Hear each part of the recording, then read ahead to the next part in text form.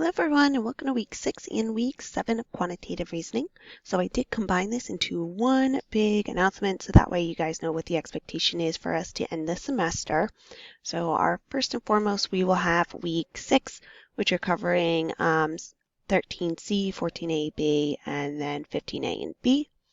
I do want you guys working on your end of semester project, which we'll take a look at in just a minute.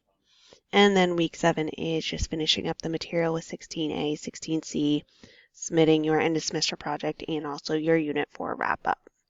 So your end of semester project is going to cover Units 3 and 4, and you're using the material that you collected for your mid-semester project. So let's take a quick look at that.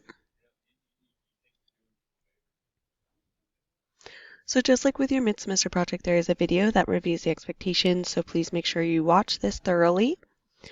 Again, this is going to cover topics covered in 3 and 4. Make sure to include all your work, tables, supporting data, and graphs with your project.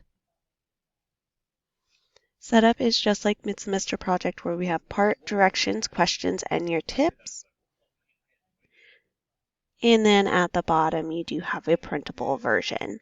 So at any point, if you guys are getting stuck as you're answering these questions, please let me know. Again, you're not collecting any new data. You're using the data from your mid-semester project and you're analyzing it through a new lens.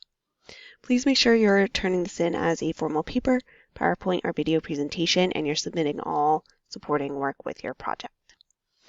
Before you go through to submit your project, please make sure you're looking at your rubric. Again, you guys should be all aiming for these 4s, and do make sure you're submitting it on time.